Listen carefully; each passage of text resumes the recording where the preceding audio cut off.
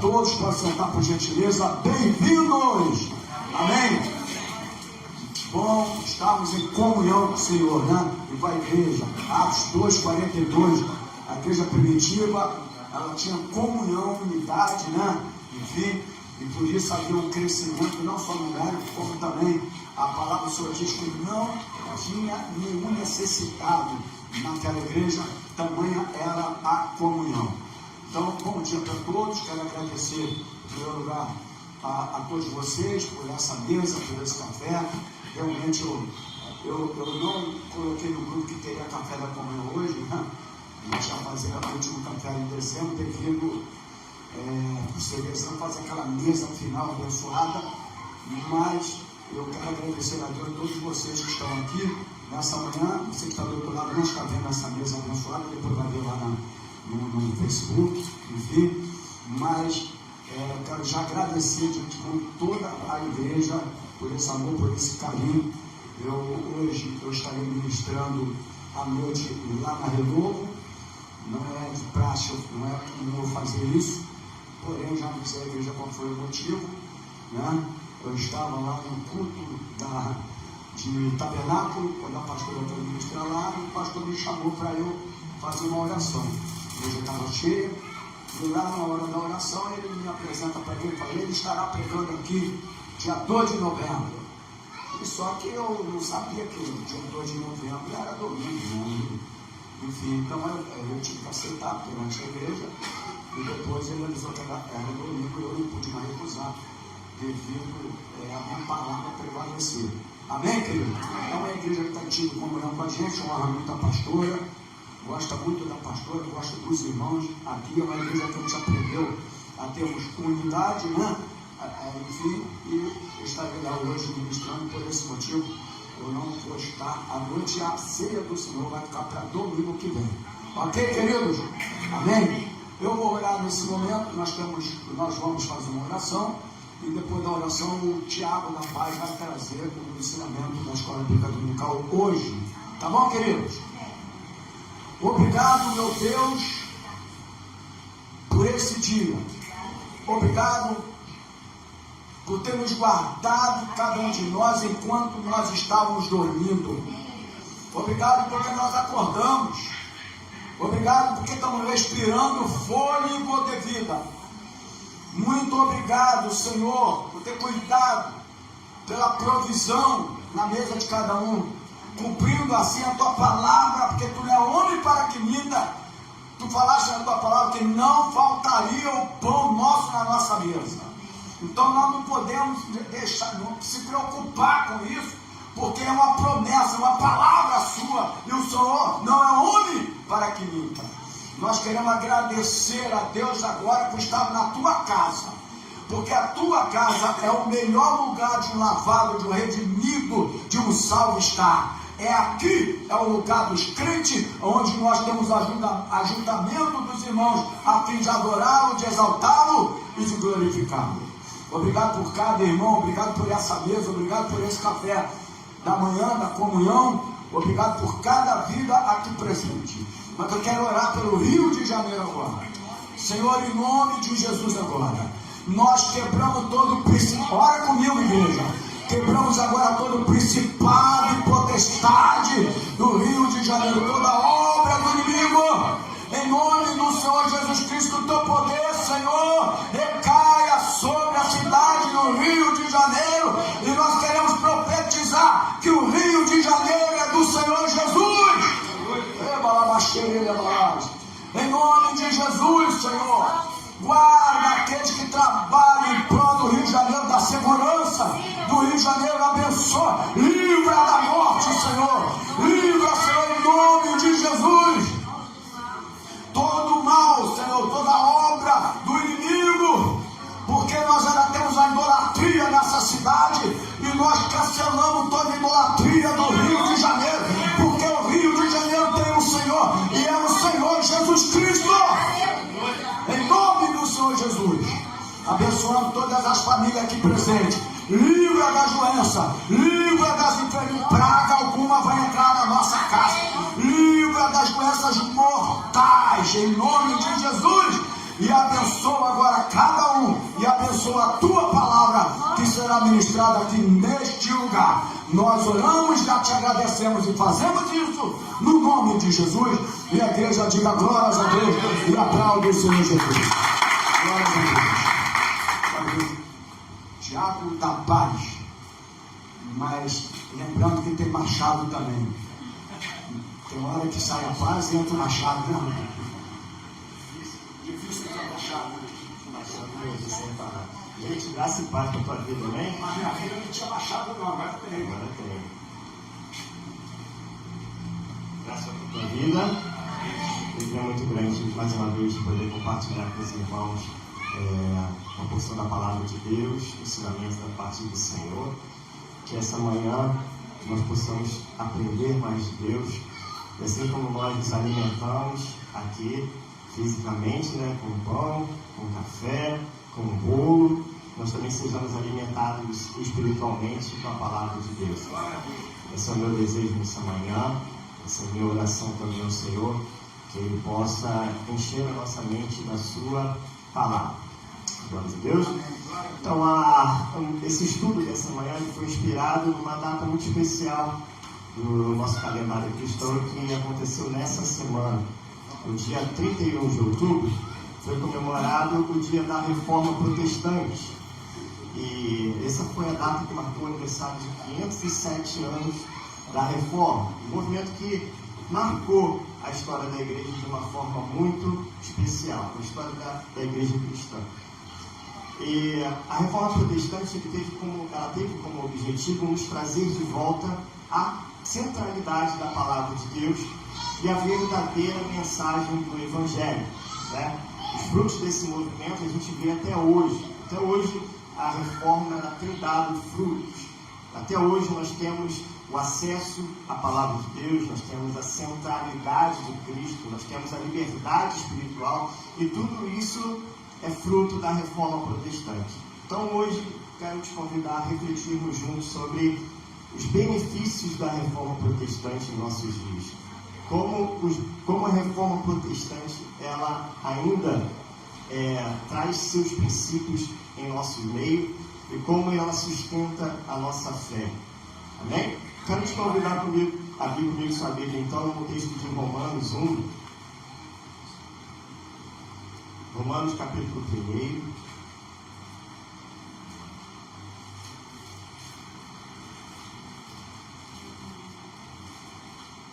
Os versículos 16 e 17.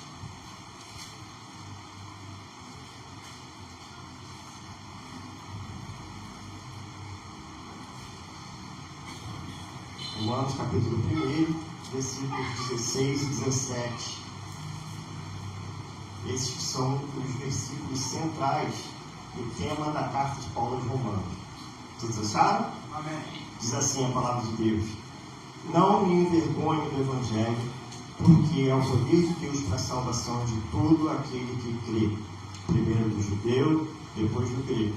Porque no Evangelho é revelada a justiça de Deus, uma justiça que do princípio ao fim é pela fé. Como está escrito, o justo viverá pela fé. Feche teus olhos mais uma vez, vamos orar ao Senhor.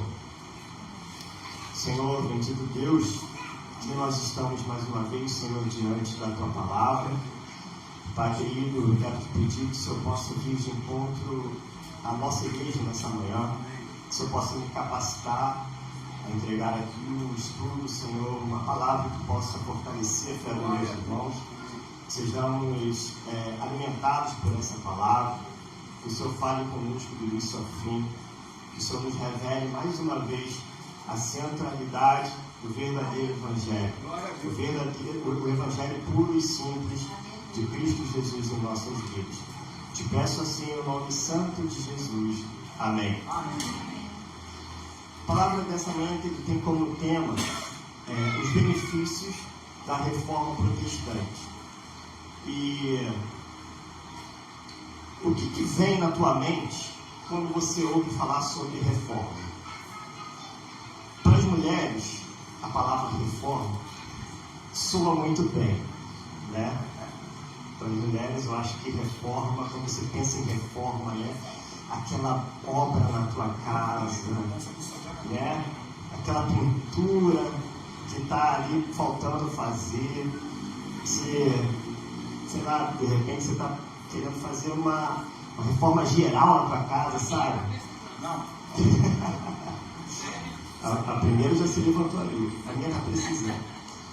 Enfim, para a mulher pode ressoar muito bem falar sobre a reforma, né? Mas para o homem, meu Deus do céu, chega a dar um trimelique quando o senhor falar da palavra reforma. Só de você pensar na quebradeira, na poeirada, né? Os filhos.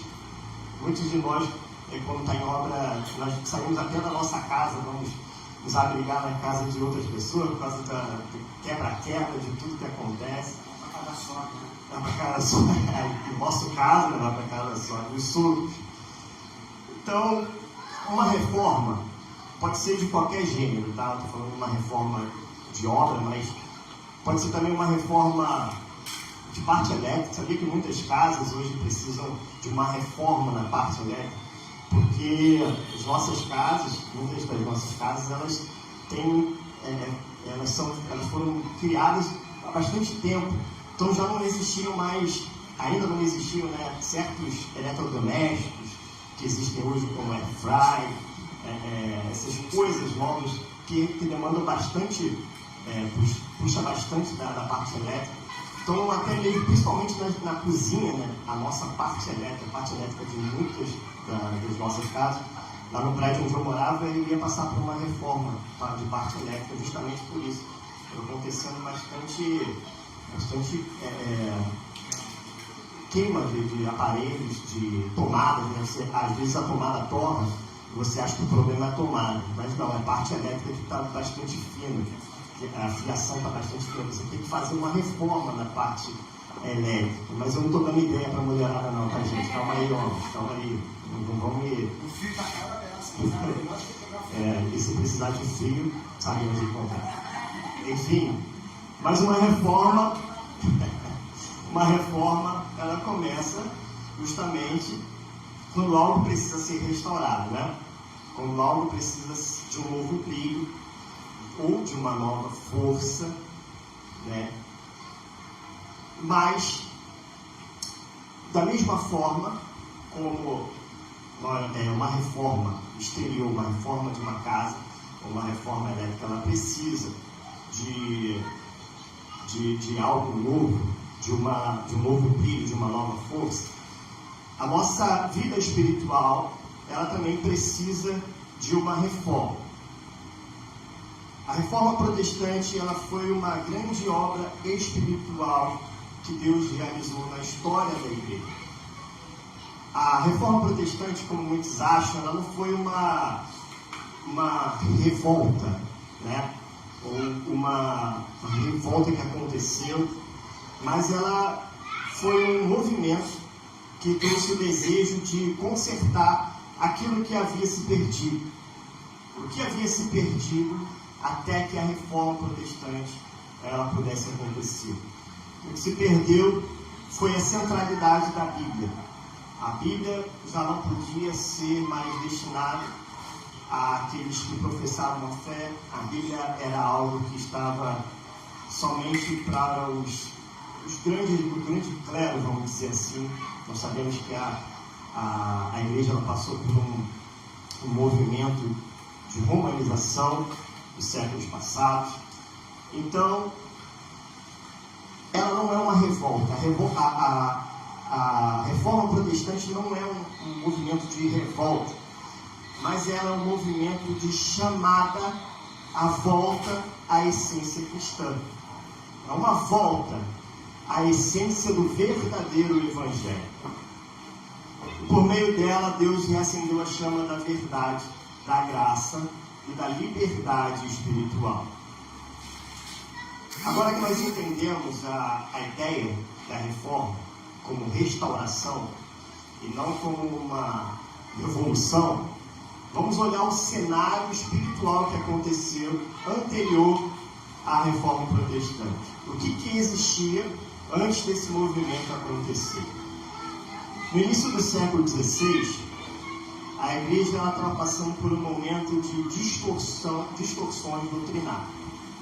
Como muitos sabem, né, depois do período apostólico, e aqui demanda já uma passagem pela história da igreja, que tomaria muito nosso tempo, eu não vou poder entrar em detalhes, não sabe?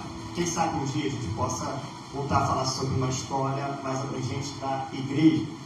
Mas como todo mundo sabe, depois do período apostólico, a igreja passou por uma grande perseguição. E depois dessa grande perseguição, a igreja romana, ela passou a ser a igreja central do Estado de Roma, né? Do país, de tudo. O cristianismo passou a ser a religião central de Roma. Só que eles fizeram isso de uma forma que não deveria ter sido feita.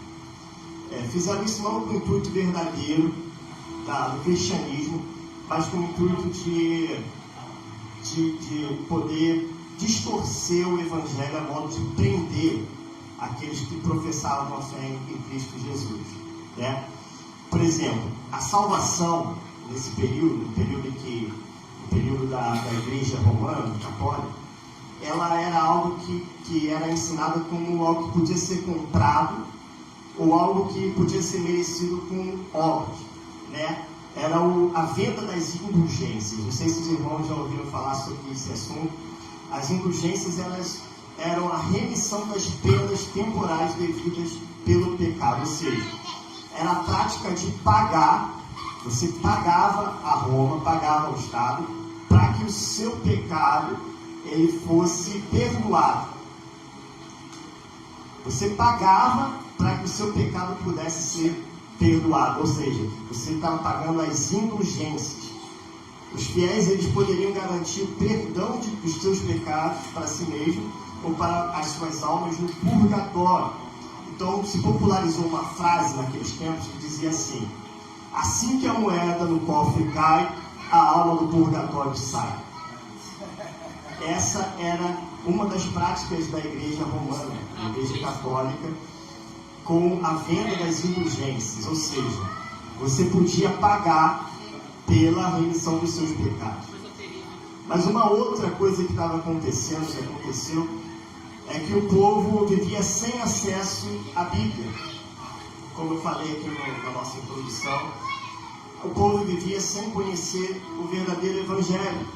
O acesso à Bíblia pelo povo comum, era praticamente inexistente. Os textos sagrados, eles eram traduzidos para o latim, uma língua que ninguém podia acessar, a não ser o alto clero, aqueles que estavam dentro, faziam parte da igreja romana, né? E além disso, as Bíblias eram manuscritos caros e raros. O baixo clero, as pessoas comuns, elas não tinham acesso direto às Escrituras. Elas dependiam da interpretação dos sacerdotes. Ou seja, as pessoas comuns, né, as pessoas do baixo clero, só podiam aprender sobre a Bíblia quando os sacerdotes as ensinavam. E muitas das vezes o culto, né, a prática da missa católica, ela era toda em latim. Ou seja, a pessoa ia para a igreja e ela não conseguia entender o que estava acontecendo, o que estava se falando ali na igreja. Então, a Bíblia, ela não era assim fácil como nós temos hoje em nossas mãos. Para nós termos acesso a ela, nós só podíamos ter em latim, e era uma coisa muito custosa. Ela não era assim, ela era ainda em pergaminho, não era uma Bíblia, um livro, entendeu? Então, no meio desse cenário em que a igreja ela vivia com medo, né? Medo de tudo, porque ela não tinha acesso à verdade da palavra de Deus, então o povo vivia com medo do que poderia acontecer, pagando por indulgências, porque achava que isso iria redimir seus pecados. Então, no meio desse cenário, surge um homem chamado Martinho Lutero. Martinho Lutero, ele era um monge, um professor de teologia, e ele começou a estudar a carta de Paulo aos Romanos. Lutero, ao se deparar, né, com esse texto de Romanos que nós lemos, aqui no capítulo 1, versículo 16 e 17, ele lê lá no finalzinho do versículo 17 que o justo, ele viverá pela fé. A partir disso, ele entendeu que a salvação, ela não pode ser comprada. A partir disso, ele entendeu que a salvação, ela não tem nada a ver com indulgências. A salvação, ela é um dom gratuito de Deus. É algo que Deus nos dá por causa da nossa fé em Jesus. E essa verdade, ela libertou o coração dele. E deu o início a um movimento de renovação espiritual que mudou toda a história da igreja. Então, no ano de 1517, no dia 31 de outubro, Lutero, ele afixou na porta da igreja do castelo de Wittenberg, na Alemanha, as 95 teses. Ou seja, ele afixou, ele pregou um prego de tamanho grande, e ele foi na porta desse castelo, que era uma igreja em Wittenberg, na Alemanha, e ele pendurou na porta daquele castelo as 95 teses. Era uma lista de proposições destinadas a um debate acadêmico, né, que criticavam as práticas erradas da Igreja Católica e chamavam a Igreja ao arrependimento e à obediência à Palavra de Deus. Lutero, ali, quando ele afixa aquelas 95 teses, ele está confrontando a Igreja Católica, confrontando o Papa daquele tempo, confrontando todo o sistema religioso católico, e ele estava chamando as pessoas a se arrependerem, a voltarem seus olhos novamente para a obediência da Palavra de Deus. A partir daí, desse movimento que se inicia com as 95 teses, outros reformadores se levantaram por toda a Europa, né? E o nome de muitos deles são famosos, como de João Calvino, de Zwinglio, John Knox. E o movimento da Reforma Protestante, ela se espalha por toda a Europa. A partir desse movimento, o foco passou a ser novamente a pessoa de Cristo. Cristo como o único e suficiente Salvador. A Bíblia como a única autoridade de fé e prática. E o movimento da Reforma Protestante, então, ela se baseou em 5 princípios fundamentais, que ficou mundialmente conhecido como os 5 solas da Reforma Protestante. E elas continuam sendo a base da fé cristã verdadeira. Ela continua sendo a base da nossa fé como cristãos. Eles formam o coração da teologia da igreja, da reforma da igreja protestante, e a chave para entender os benefícios espirituais que nós herdamos hoje. Então, se hoje nós fazemos parte de uma igreja evangélica, isso se dá ao fato de que a reforma protestante aconteceu.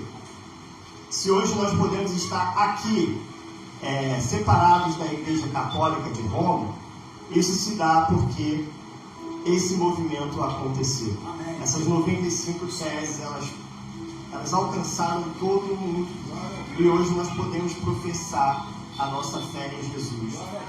Longe do autoritarismo daquela igreja, longe do autoritarismo que antigamente era imposto àqueles que professavam a fé, mas hoje baseado na palavra única e verdadeira do nosso Senhor e Salvador Jesus Cristo. Então, os 5 solas, eles não são apenas um slogan teológico.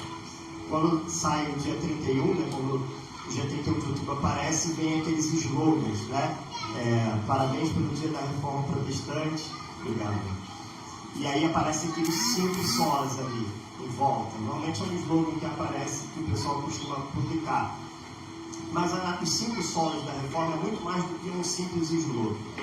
Ela é uma resposta espiritual às distorções dentro do Evangelho.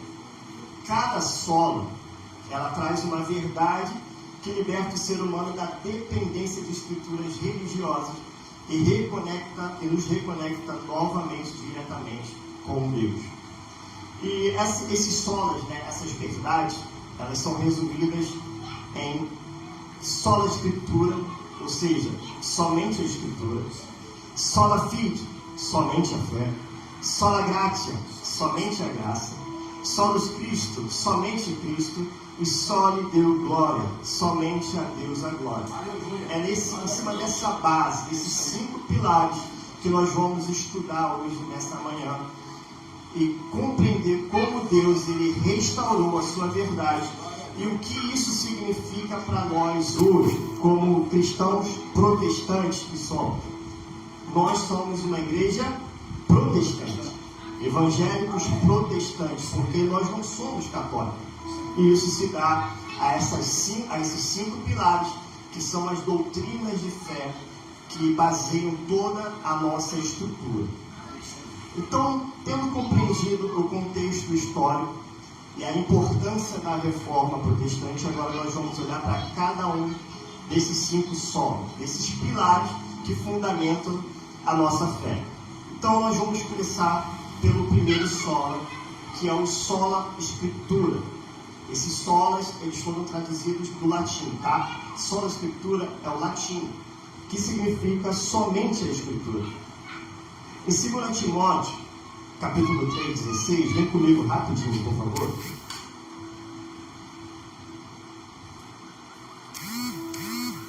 Segunda Timóteo,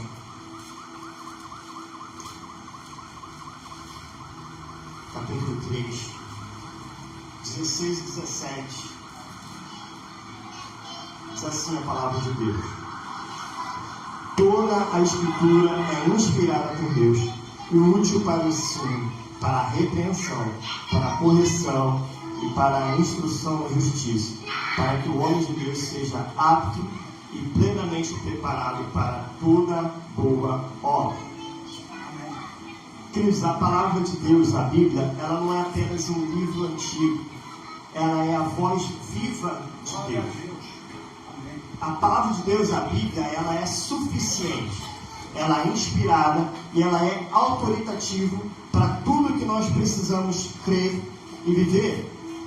Isso é importante porque antes da reforma, como nós vimos, a Bíblia, ela não era a palavra, a autoridade final existente. A palavra final, ela sempre deveria ser dos líderes da Igreja Católica. A Igreja, ela definia tudo o que poderia acontecer e tudo que era a doutrina da sua igreja. A igreja dizia: a Bíblia é importante, mas só o clero pode interpretá-la. Só que a reforma respondeu: a Bíblia é clara e o Espírito Santo ensina o crente. Então, o Sola Escritura, ela trouxe novamente a autoridade do texto sagrado e não ao homem. Ela trouxe novamente a autoridade ao texto, não ao homem, não ao que o homem diz. Portanto, querido, louvemos a Deus pelas nossas Bíblias. Se você tem um livro desse na sua mão, você deve agradecer ao Senhor todos os dias, porque outrora essa palavra ela estava confinada. Outrora nós não teríamos acesso à palavra de Deus. Outrora nós não poderíamos compreender as verdades e as doutrinas que a palavra de Deus nos trazem. Nós não conheceríamos a nossa fé, nós não conheceríamos, nós seríamos guiados por outras pessoas, nós só poderíamos conhecer a interpretação dela por meio de outras pessoas, mas hoje Deus nos deu este benefício. Louvemos a Deus pelas nossas Bíblias, louvemos ao Senhor porque nós temos a Bíblia Sagrada e Ele nos chama a colocar a Bíblia Sagrada no centro da nossa vida. Que a centralidade da nossa vida, da nossa fé, das nossas ações estejam baseadas na palavra de Deus. Conheça a tua Bíblia, conheça o que a tua Bíblia diz, querido de Deus. Não faça pouco caso da palavra de Deus. Homens morreram literalmente para que você tivesse acesso a essa palavra. Foi por meio da reforma protestante que a primeira tradução aconteceu e foi Martinho Lutero que traduziu a primeira Bíblia para o alemão. É por causa da reforma protestante que você tem várias, como é que eu posso dizer, versões da Bíblia para você se basear. É por isso que você tem a NVI, é por isso que você tem João Ferreira de Almeida, É por isso que você tem essa variedade de traduções que você pode observar uma na outra para você estudar. É por causa deste movimento, querido. É por causa da palavra de Deus. Hoje, em nossos dias, muitos de nós não temos dado devido valor à palavra de Deus. Nós utilizamos elas apenas aos domingos, quando na verdade homens perderam suas vidas para que nós tivéssemos a oportunidade de tê-las em nossas mãos.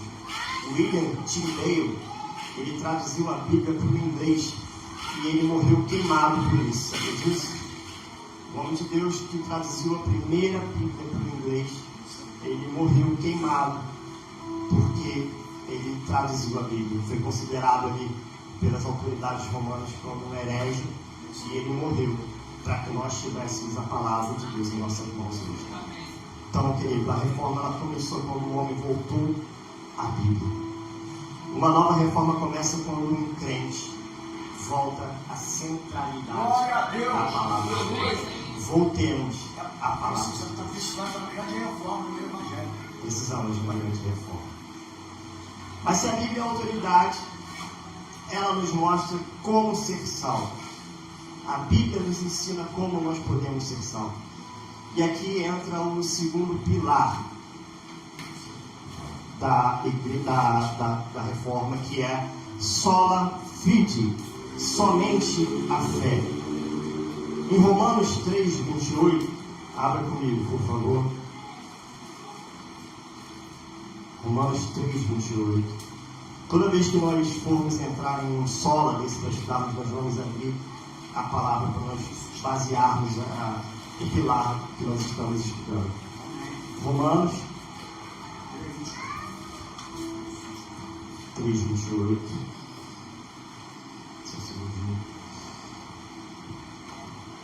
Diz assim a palavra de Deus: concluímos, pois, que o homem é justificado pela fé, independente da obediência à lei. A justificação, esse termo, né, que é ser declarado justo diante de Deus, ela não vem de boas obras, nem de rituais. Vem somente da nossa fé em Cristo Jesus. A fé é o meio pelo qual nós recebemos a salvação que Deus nos oferece gratuitamente. Lutero, ele foi um homem que buscou a paz por meio de penitências e rituais. Lutero foi um homem que buscou agradar a Deus antes de conhecer esse texto que mudou a sua vida. Lutero foi um homem que tentou de todo meio agradar a Deus. Ele tentou por meio de penitências, tentou por meio de rituais, agradar a Deus de alguma forma. As confissões de Lutero, quando Lutero ia se confessar, elas eram intermináveis. Lutero sempre arrumava um tempo de tentar se confessar com o padre da igreja, porque ele achava que aquilo ia justificar a sua fé.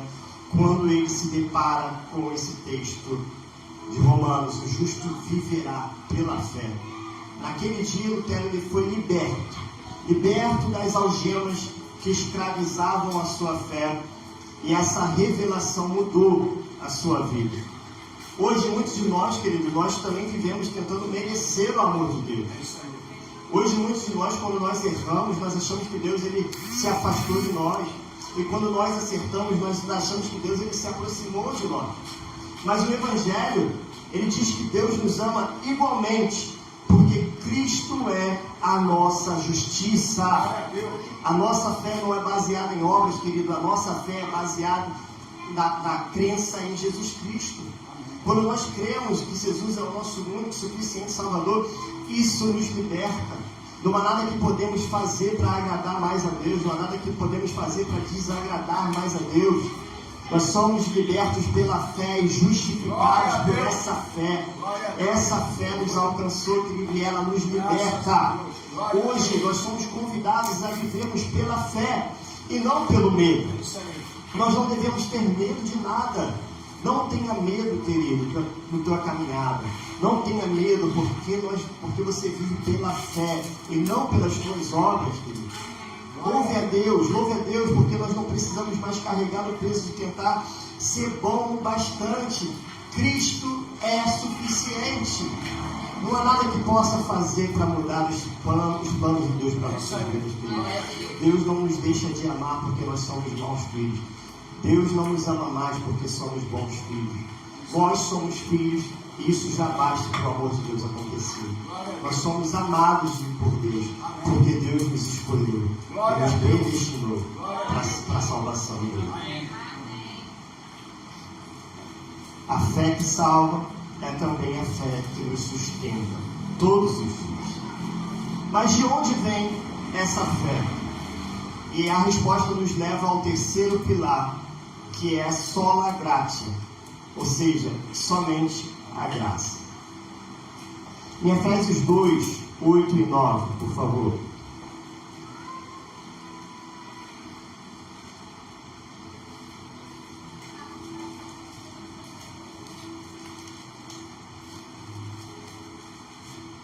Efésios 2, 8 e 9. Diz assim: pois vocês são salvos pela graça, por meio da fé, e isso não vem de vós, é dom de Deus, não por obras para que ninguém se glorie. A graça é um favor imerecido de Deus para a nossa vida. Não há nada que nós possamos fazer para merecer a salvação. Ela é um dom. Ela é um presente dado por Deus. Deus, ele por meio da sua graça nos perdoou, nos purificou e nos transformou segundo a sua essência.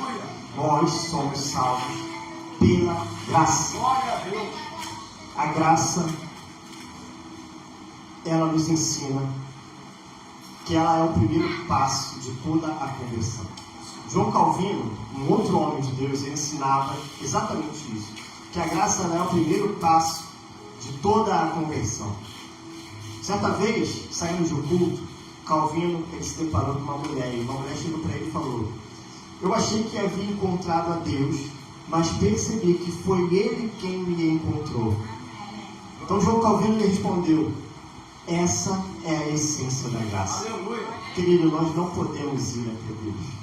Não somos nós quem aceitamos a Jesus. É Cristo que vem até nós. Ele nos aceita.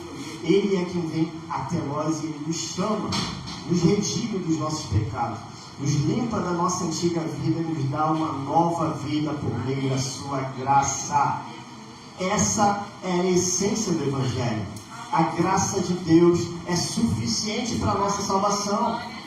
Não existe a graça e mais alguma coisa, querido. Não é a graça e mais algumas boas obras. Não é a graça e ter que fazer mais alguma coisa para que eu seja justificado ou para que eu obtenha a salvação em Deus.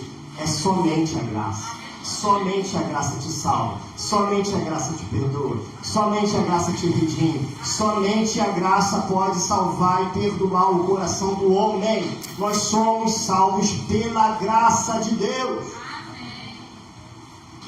Portanto, hoje, queridos, tenhamos gratidão e humildade, sabendo que tudo que temos vem de Deus. Tudo que nós temos, tudo que nós somos, tudo aquilo que nós obtemos nessa vida não vem de nós. Não há nada que nós conquistamos por nossos próprios méritos. Não há nada que nós obtemos pelos nossos próprios meios. Tudo vem de Deus. Você não pode ajudar a Deus na tua salvação. A tua salvação é um presente de um Deus amoroso, um Deus bom que veio e se revelou até nós por meio do seu amor, por meio da sua fidelidade. Portanto, querido, a graça de Deus, ela deve ser algo que nós devemos nos agradecer todos os dias. Todos os dias nós devemos ter a gratidão pela salvação eterna que temos em Jesus. E todos os dias nós devemos ter a humildade de reconhecer que essa graça não poderia ter vindo até nós se antes que o Senhor não tivesse vindo até as nossas vidas. Nós não poderíamos ir até Ele se Ele antes não tivesse vindo até nós, queridos. Isso é dom de Deus, é graça, é amor, é fidelidade de um Deus bom e verdadeiro, justo, que nos escolheu antes da fundação do mundo. Louvemos ao Senhor, porque Ele nos amou quando ainda éramos pecadores. não tinha nada em nós para que Deus nos chamasse de volta ao Evangelho. Não tinha nada em nós, não havia nada. Nós não éramos, queridos, muita gente acha que Deus ele viu alguma coisa de boa em nós para que Ele pudesse ter nos alcançado. E isso não é uma verdade. Não havia nada de bom em nós. Não havia nada de bom que pudesse justificar a tua salvação. Deus não viu que você responderia a esse chamado.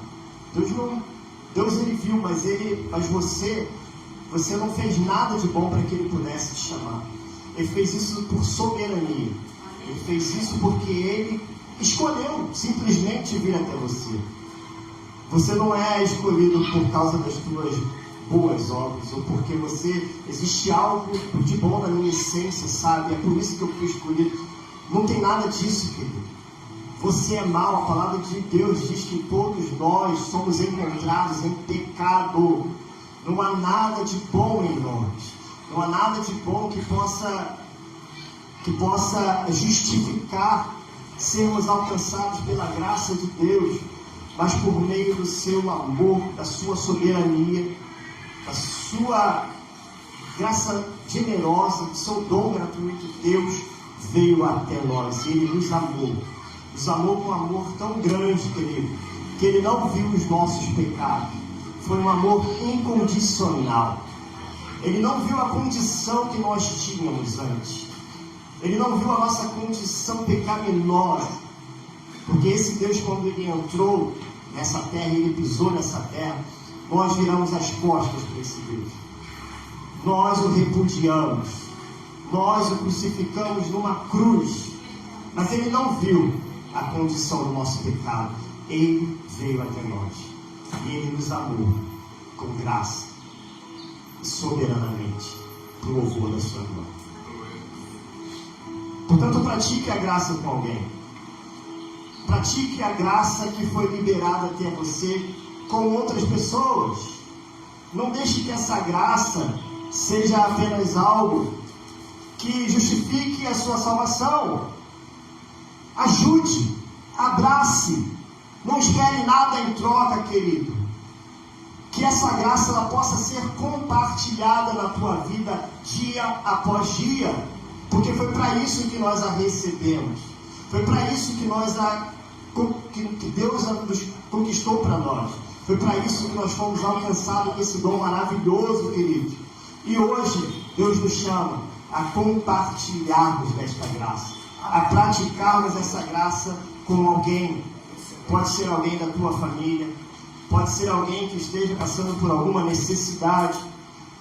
Você pode praticar a sua graça, você pode demonstrar o afeto, o amor que você recebeu da parte de Deus com outras pessoas. Não espere receber algo de volta. Pratique a graça de Deus com outras pessoas. A graça recebida, ela deve se tornar graça praticada.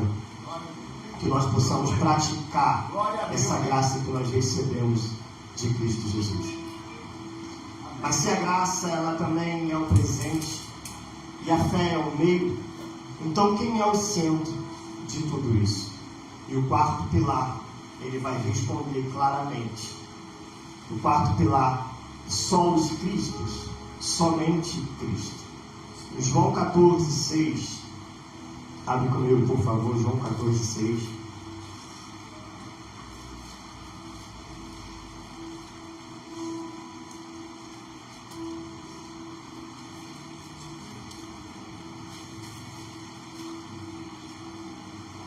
João 14:6.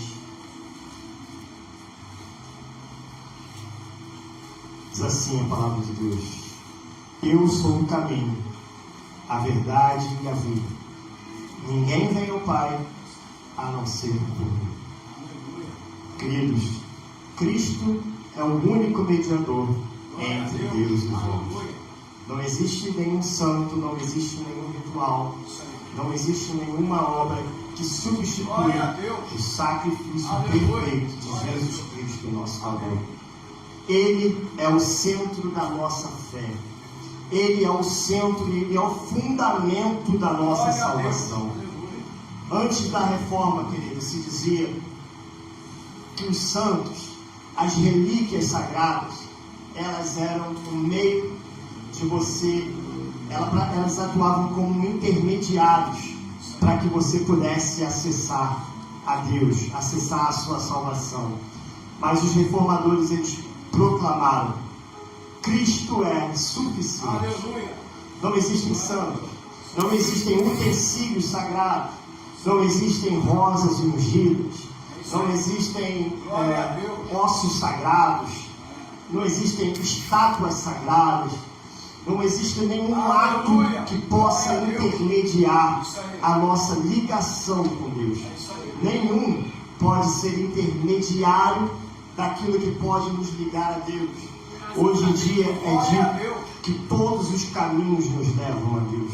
Mas eu digo a você, por meio dos reformadores, que somente Jesus, só Jesus é o caminho que nos leva à salvação a Deus. Só Jesus é o centro da nossa vida. Só Jesus pode nos dar salvação. Jesus, Ele é o caminho, Ele é a verdade, Ele é a vida. Ninguém vem ao Pai a não ser por Ele. Ele é o único nome que importa para o qual sejamos salvos. Não há intermediários, queridos. Não há outro que possa nos ligar até Deus.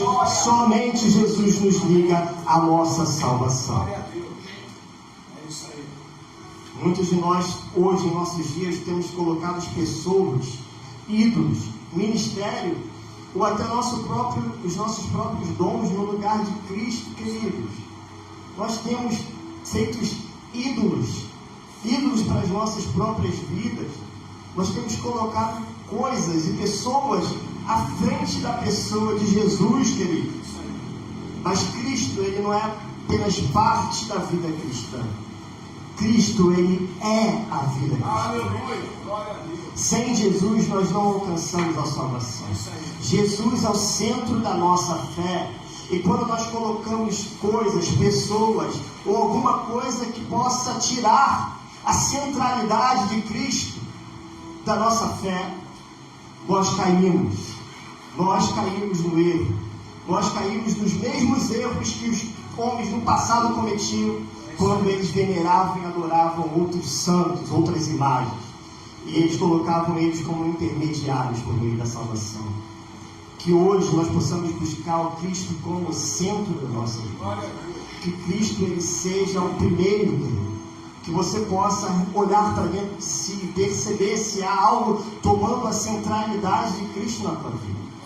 Existe alguma coisa que tem tirado a centralidade de Jesus na tua vida? Existe algo que tem sido prioridade na tua vida que não seja Cristo? Olhe para dentro de si nessa manhã, perceba isso e corra nessa manhã novamente para a centralidade de Cristo. Porque somente Cristo é o caminho que nos liga até Deus. Não existem vários caminhos, não existe outro caminho, não existe nenhum outro motivo. Só existe um caminho, um motivo traçado para que nós busquemos e para que nós alcancemos a Deus. E esse caminho é Jesus, o único e suficiente Salvador. Coloque Cristo no centro da tua vida, Cristo. Louvemos a Deus porque nós temos acesso direto a Ele por meio de Jesus. Nós não temos intermediários, queridos. Louvemos ao Senhor. Louvemos a Deus pelo seu sacrifício no Calvário, querido. Louvemos ao Senhor porque nós não precisamos de rituais como eram feitos no passado. Nós não precisamos de outro ritual para acessarmos a Deus. A cruz de Cristo foi suficiente para nos levar de volta para Deus. Isso é muito importante porque muitos de nós hoje também temos feito pouco caso do sacrifício de Jesus na cruz. Hoje em dia muitas mensagens, muitos evangelhos têm se colocado no nosso meio. E esses evangelhos, eles vêm dizendo que sim, a salvação em Jesus ela é até importante e ela é até pregada como algo necessário na vida da igreja. Mas a salvação em Jesus, muitas das vezes, ela tem sido negligenciada ou então colocada até em segundo plano. É sempre alguma coisa a mais e a salvação. É sempre algum outro evangelhozinho, mais Cristo Jesus. É sempre alguma novidade, mais Jesus, mais a cruz. Mas o que eu quero te dizer nessa manhã é que Cristo, a centralidade de Jesus, ela nunca foi segundo plano. Ela sempre foi o primeiro plano da nossa vida. Ela sempre foi o primeiro plano para a nossa salvação. Nunca foi o plano B. A salvação por meio da cruz de Jesus nunca foi o plano B de Deus. Há muitos que pregam que Jesus ele foi o plano B. Que Deus ele criou todas as coisas para procriarem. Mas que como o homem errou, aí a cruz foi importante entrar em cena. Aí sim Jesus ele teve que vir. Mas isso é uma heresia que foi implantada no nosso meio. Porque Jesus nunca foi o plano B. Aprove ao Senhor antes da fundação do mundo, antes de sermos criados, antes do mundo ser criado, exaltar e glorificar o seu Filho. Aprove ao Senhor que sim, o homem pecasse no Éden. Mas o homem pecou no Éden, não para que o plano B pudesse vir em cena, mas para que o plano A pudesse surgir.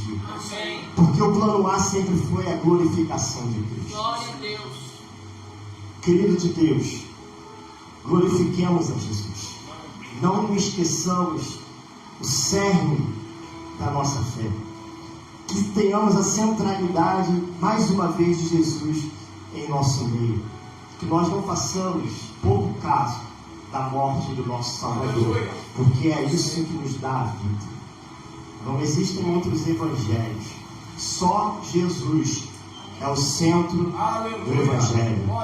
Você não é o centro do coração de Jesus, como dizemos. Só Jesus é quem nos dá vida. Só Jesus é quem nos dá salvação. Só Jesus que nos liberta.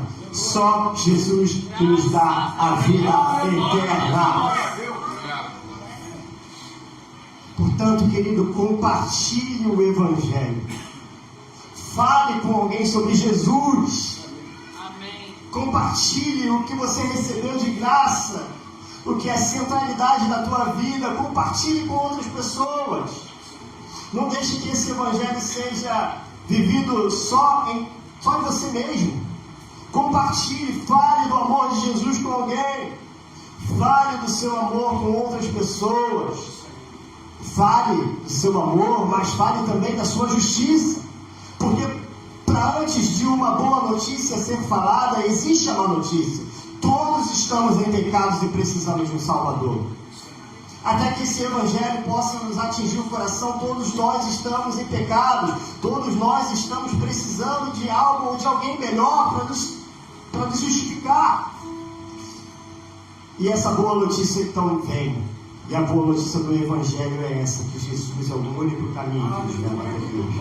Por meio de Jesus nós somos libertos do nosso pecado, do pecado original, e nós somos levados até Deus. Portanto, compartilhe o Evangelho. Compartilhe a graça de Deus com um colega.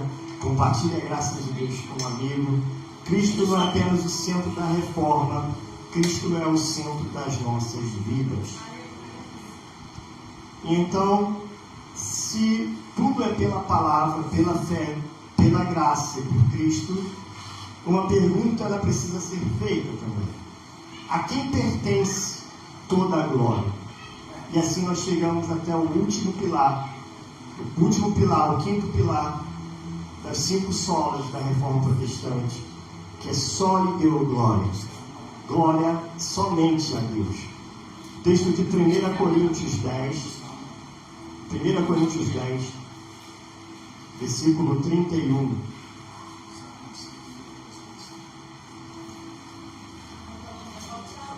Primeira Coríntios 10, versículo 31.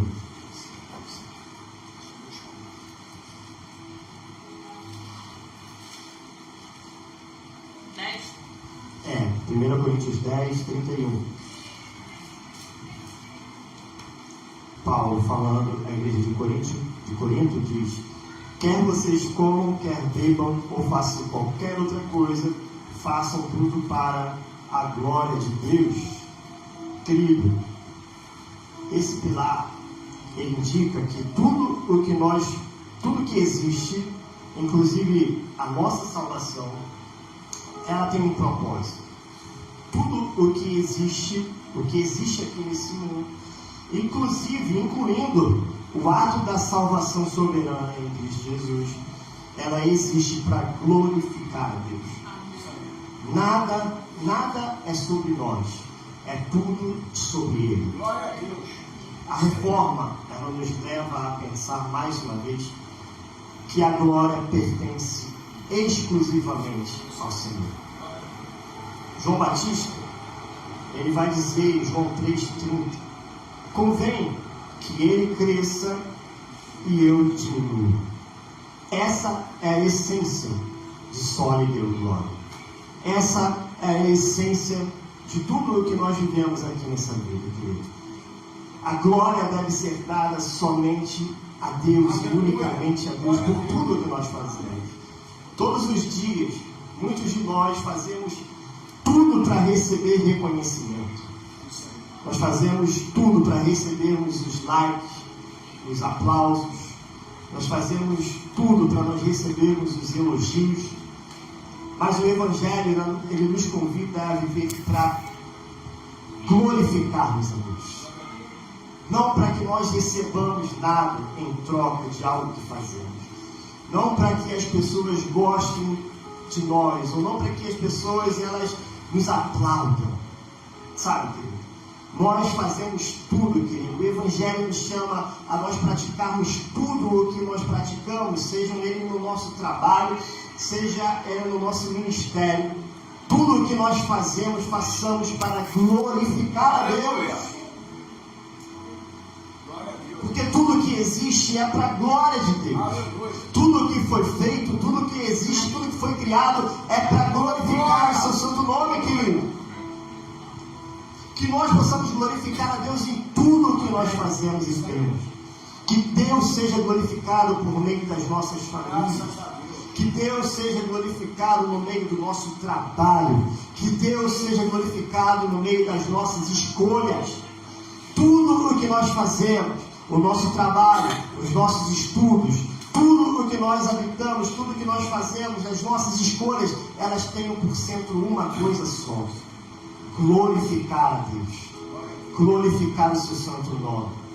Não receber os aplausos, não receber a glória para si mesmo, mas que toda a honra, toda a glória, todo o louvor possa voltar ao trono dos céus. Louvemos ao Senhor por toda a boa dádiva que nós temos.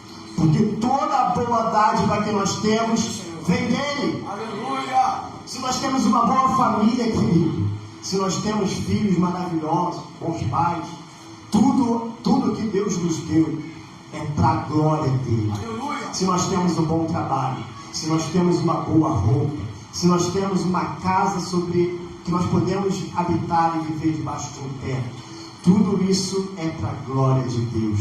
Toda a boa dádiva que Deus nos deu é para que nós a devolvamos, para que nós o reconhecemos e glorifiquemos ao seu santo nome. Se tudo isso que você tem, querido, é bom para você, então glorifique a Deus por isso. Glorifique o nome do Senhor por causa disso. Glorifique tudo o que você tem, querido. Devolva a Ele toda a boa dádiva que Ele tem te dado, querido. Pratique essa semana. Antes de cada decisão que você tomar, pergunte a si mesmo: será que isso que eu estou fazendo glorifica a Deus? Antes de qualquer decisão que você irá fazer essa semana, você pergunte: será que essa decisão que eu vou tomar, será que este ato que eu vou realizar nesse momento vai glorificar a Deus de alguma forma? E se a resposta for não, imediatamente não faça. Faça somente aquilo que glorifique o nome de Deus. Realize todas as coisas para glorificar o nome do Senhor. Porque tudo foi criado para o louvor da sua soberana graça. Viver para a glória de Deus é o propósito supremo da existência cristã. Viver para a glória de Deus é o propósito supremo da existência cristã. E eu concluo essa palavra, querido, um pouco mais cedo essa manhã, dizendo que, no fim das contas, a reforma protestante ela não foi apenas uma revolução religiosa. Ela foi e ela continua sendo um retorno ao Evangelho. Um retorno ao Evangelho puro e simples de Cristo Jesus. O que Lutero e os reformadores redescobriram não foi uma nova doutrina, mas a antiga mensagem da cruz, aquela que estava escrita desde o início e havia sido encoberta pela tradição dos homens. Uma vez eu vi uma pergunta na caixinha, num story de um pastor que eu sigo, de um seguidor dele perguntando: pastor, diante de todos esses escândalos que têm acontecido na igreja, será que é tempo de uma nova reforma protestante? E a resposta do pastor foi muito boa. Ele falou assim: nós não precisamos de uma nova reforma protestante. Nós precisamos voltar às doutrinas dos apóstolos. Nós precisamos voltar às doutrinas apostólicas. As doutrinas apostólicas, elas são esses 5 pilares que nós vimos: justificação pela fé, graça, somente a graça, Cristo como centro de tudo, voltarmos à palavra de Deus como centro de nossas vidas, glória somente a Deus. Essas são as doutrinas apostólicas descritas para nós na palavra de Deus. Esse movimento apostólico que tem acontecido em nosso tempo nada tem a ver com a doutrina apostólica pelo qual nós devemos fundamentar a nossa fé. Então nós não precisamos de uma nova reforma. Nós precisamos voltar às antigas doutrinas da graça. Nós precisamos voltar ao Evangelho puro e simples. Nós precisamos proclamar mais uma vez as doutrinas apostólicas que estão descritas na palavra de Deus. É disso que nós precisamos e nada mais, queridos. Nós não precisamos de novos movimentos. Nós não precisamos de novas doutrinas. Nós precisamos das antigas doutrinas para as nossas vidas. E a mensagem do Evangelho, ela continua sendo a mesma. O Deus Santo, justo, olhou para a humanidade. Olhou para a humanidade perdida. Olhou para nós, humanos, incapazes de nos salvarmos por conta própria. E Ele enviou o seu Filho, Cristo Jesus, o único que poderia nos resgatar. Cristo Jesus tomou sobre si os nossos pecados. Cristo Jesus morreu em nosso lugar e ao ressuscitar abriu um novo caminho de salvação, um caminho de salvação eterna. E agora todo aquele que nele crê é perdoado, transformado e reconciliado com Deus. Querido de Deus, não existe outro caminho, não existe outro nome, não existe outro mediador. Tudo o que uma reforma proclamou, tudo o que o Evangelho proclama é que Cristo Jesus é suficiente. Ele é tudo, Ele é todos, Ele é o resumo de todo o Evangelho. Ele é suficiente. Graças a Deus. Glória a Deus. Só na Escritura existe porque a Bíblia revela o Evangelho de Cristo Jesus. O sola fide revela que a fé é o meio pelo qual nós recebemos Jesus. O sola gratia, porque a graça de Deus nos leva até Jesus. O solos Cristo, porque Jesus realizou tudo isso. E só lhe deu glória, porque toda a glória pertence a Deus por meio de Jesus. O Evangelho não é uma ideia bonita. O Evangelho é o poder de Deus para nos salvar. É o poder de Deus que transforma o coração endurecido em um coração novo e tira o peso do pecado e nos traz a paz com Deus. Hoje a reforma ainda é pouco. A igreja precisa sempre ser reformada segundo a palavra de Deus. A reforma continua, a reforma continua em nossos corações. Se Cristo é o centro da reforma, Ele também é o centro das nossas vidas.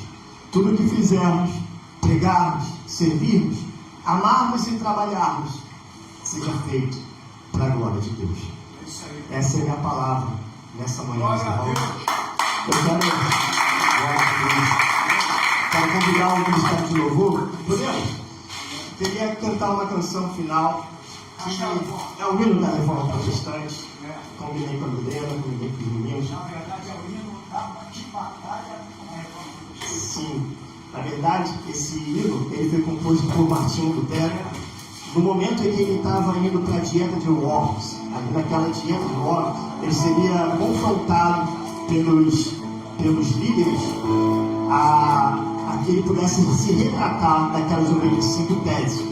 E antes dele fazer essa música, ele estava com muito medo de perder sua vida, porque esse homem, William Tyndale, ele havia acabado de morrer por meio da dieta de Worms. Então ele faz esse erro porque ele não tinha medo do que poderia vir.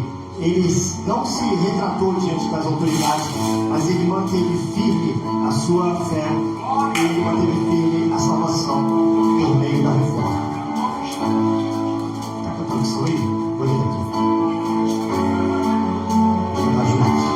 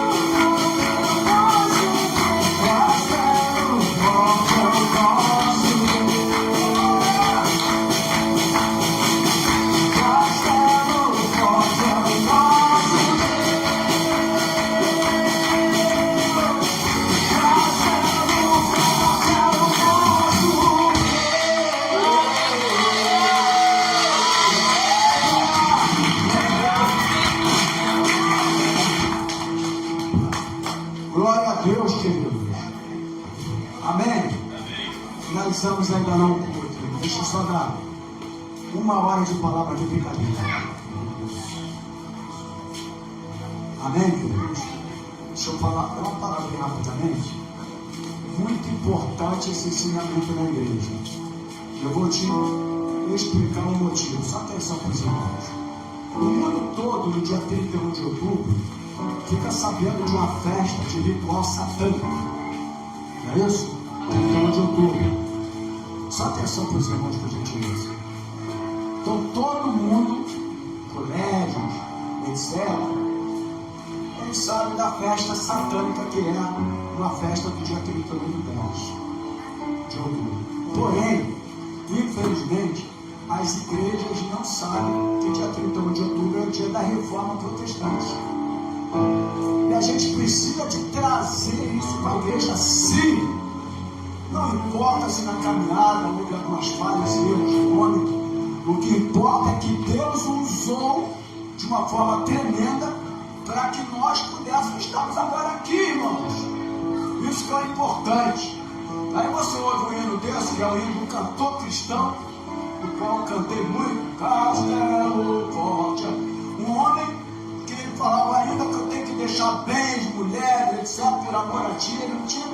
Então, a gente precisa de trazer um conhecimento para a igreja da reforma protestante. Sim, irmãos.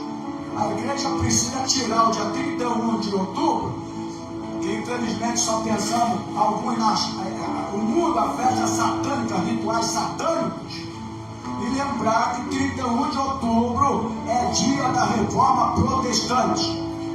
E esses 5 isso aí eu vou pegar, já que eu estou fazendo uma reforma estatutária, reforma de estatuto. Nós vamos colocar esses 5 pontos aí no meu estatuto interno, que a gente vai estar fazendo, como a declaração de fé da igreja. Amém? Que é de suma importância. Então, olhe para a reforma de uma maneira diferente. Não deixe o inimigo trabalhar no seu coração, não. Quantos homens hoje já erraram, já pecaram, enfim. Mas se não fosse Deus usar esses homens aí, como é que nós estaríamos agora aqui? Nós estaríamos presos dentro dos princípios romanos ainda. Então esses homens foram importantíssimo para que nós pudéssemos conhecer o verdadeiro Evangelho de Cristo. Amém? Então, parabéns, Tiago, pelo ensinamento, pela palavra. Se quiser estudar um pouco mais disso, entra lá, que existe um estudo dele. Eu quero convidá-los agora nesse momento, trazer sua oferta, aqueles que ainda não dizimar o seu dízimo. Logicamente nós estamos iniciando o mês agora, você vai a semente, enquanto você vai trazer ao teu envelope, a tua semente, a tua oferta, se você não trouxe, tem um QR Code agora aí, tu quer abençoar com a sua oferta, o QR Code está aí. Eu quero só dar uma informação rapidamente aqui, irmãos. Hoje à noite não deixe de comparecer ao culto. O pastor Sandra estará aqui. Amém, irmãos? O pastor não vai estar, mas a pastora estará presente aqui. Então venha cultuar, venha adorar, venha exaltar. Amém, igreja? Como não terminou o culto de celebração ao Senhor, ao único que é digno de toda glória, de toda honra e de todo louvor. Amém, irmãos? Glória a Deus. Isso é muito importante. Eu amei o estudo, já conheci, inclusive as 95 teses. Eu tenho ela toda escrita, eu tenho todas elas escritas. Isso é muito lindo. Quem quiser estudar um bocadinho isso aí, é só estudar, irmãos. Hoje é muito fácil estudar. Amém? Ai de nós se não fossem esses homens aí que fizeram a reforma protestante. Glória a Deus por isso e glória a Deus pela vida de cada um deles. Obrigado, Senhor, por esta manhã. Obrigado, Senhor, pela nossa comunhão, pela reunião dos santos aqui nesta manhã. Obrigado pelas ofertas, pelos dias, mas muito mais obrigado pela palavra ministrada nessa manhã. Que as igrejas evangélicas possam ter entendimento, conhecimento desses ensinamentos que infelizmente as igrejas não têm dado ensinamento sobre esses assuntos, infelizmente. Não precisa ter uma reforma protestante, mas precisa sim a igreja voltar ao princípio de tudo, ao Evangelho. Evangelho único e verdadeiro de Jesus Cristo.